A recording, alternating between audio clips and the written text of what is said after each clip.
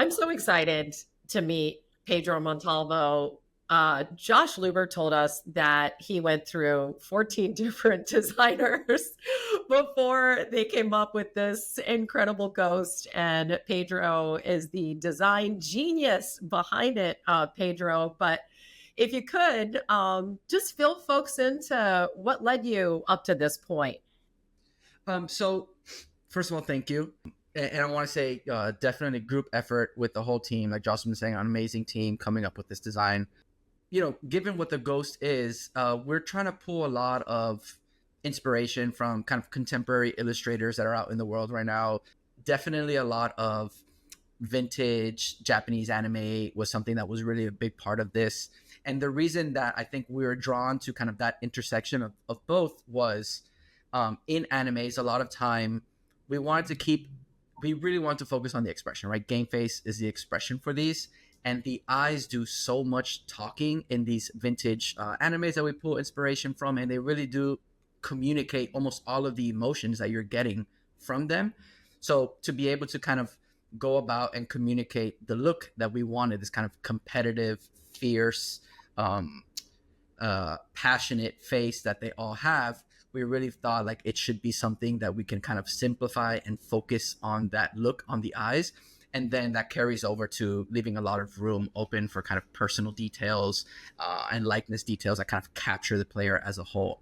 I got to say, I really appreciate the sensibility behind the game faces. I think that in the past, there is a tendency sometimes to think of women's sports as not as fierce and tough as men's sports. Obviously, these women have, disabused that notion. I don't think there are people who think that anymore, but I appreciate your portrayal that way, and I know it was intentional.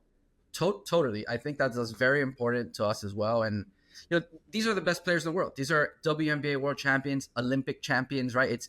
We wanted to make sure that we are portraying the competitive nature that they have.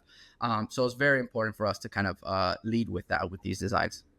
I interrupted you. So, can you talk about the statuesque nature of the ghost shape and why the crown works so well? So it has to me a presence, like the ghost.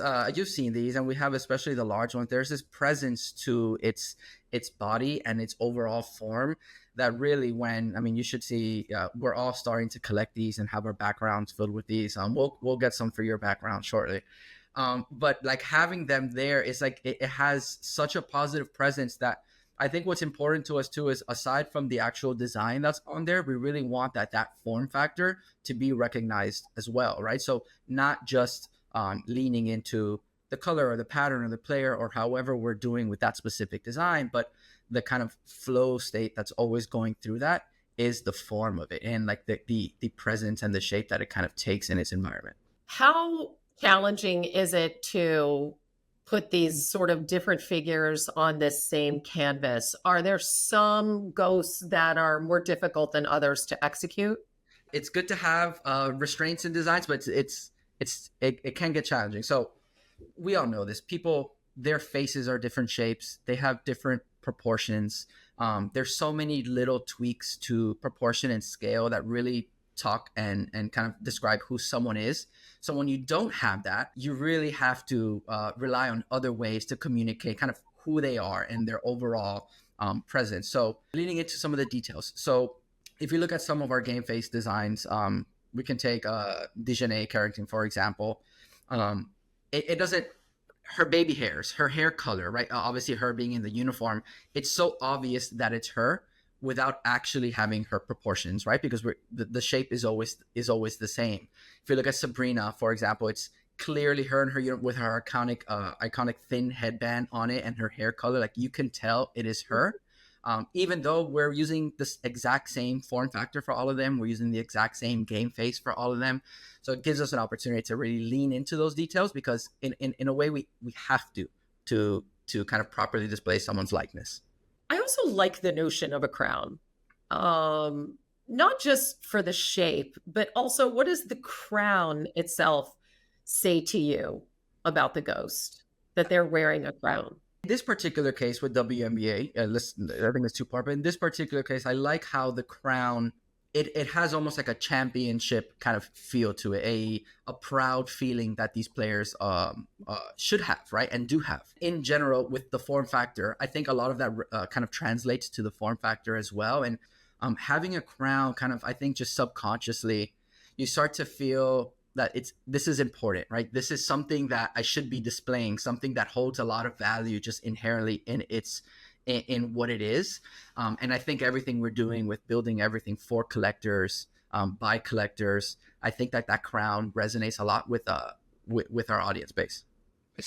Yeah, I mean, I think with women, it's like queen, there you go, wearing your crown. Like I love the fact that Yes. everybody is wearing that crown. It's so cool. But with the face, do you have any leeway to change that one way or another? Is it always game face, or can you do a different face? Like, let's say someone's actually won a championship, like how do you delineate that? Yeah, it's funny they say that. So we have there. So one of the kind of parallels that we have in the set, aside from different crowns, is we actually have a different face called Victory Face, and it is kind of the opposite of this competitive, fierce game face that they have. Is more of a face that they won, like they won the champ. That's why it's called Victory Face, and I think that paired with the crown, I think further pushes that narrative. So we really wanted to capture, yes, these are competitive. These are the best athletes in the world at what they do, but they also they're so passionate about something. So when they do win, like the excitement that they have when they win, this kind of victory face is really showing their emotion as if they just won a championship. And what better way to do it while already wearing the kind of crown on their head? So it kind of plays out perfectly in that aspect. The ability to have two collections, right? One of them sort of what you anticipate is going to happen that season, and then potentially after the season's over. Are you envisioning the victory face for people who have already accomplished something during the course of that season? I mean, how do you envision using it? It is included in the set already, as is. I can only think of the Liberty, right, with the fact that Yeah, they won the championship. perfect example. Including Sabrina with a victory face, right, would be huge. To be able to have that and kind of capture that moment beforehand and be able to kind of see everything there is like you can almost pull an image online and kind of have the one-to-one next to each other of how they're feeling. So we think it's really important to have that across the board, because they all have these moments where they're all super excited for a game that they won, or a championship that they won, or something that they're going to win in the future. Having the both faces, I think, really represents what these players go through on a night, what they're chasing. Pedro, we have this incredible WNBA collection. Tell me what's on the horizon, and what these ghosts are going to look like as we talk about Major League Baseball and we talk about the NBA. With NBA and MLB, we want to carry over that game face look. So game face is something we're planning on doing for our future NBA blind box releases and MLB blind box releases, right? All of these leagues are going through the same kind of emotions. These are the best in the world at what they do. So we're going to carry over this game face look for those sets. And then the good thing about what we're thinking about in the future is once we do our WNBA set, we do our NBA set, and we do our MLB set, we are then going to quote unquote retire game face and come with a new face, a new look that we're doing, something to look forward. So we're always in the mission of doing, what players are we going to do? Who's going to be included? What legends? But we're also looking at what is another way to represent these athletes and what they do that's separate from game face. What was the most challenging ghost that you had to come up with in this WNBA collection? Um, I think I wouldn't say it's the most challenging ghost. I would actually say this. The biggest challenge was figuring out what details to put on a player, right? So Right. there's certain players who we really thought their on court look was really iconic and we wanted to capture, right? So think about Angel Reese with her headband, right? It's instant, like it's her in her uniform. It's very her. But then there's other players who were like, their off the court looks are really great. So Asia Wilson, her media day with her white hair, we thought that was so iconic. And so she is in the set. She has her white hair to kind of capture that media day look. Dejanay obviously does not play with her hair down and her baby hairs, but she is so like, her style was amazing, right? We all love her style. So we wanted to bring her off the court look to that. So it's like that balance of, do we want to do an on-court look, an off-the-court look? Like, how do we really represent who they are? I think that was the biggest kind of push and pull amongst the team of like, what is the best way to kind of describe who this person is?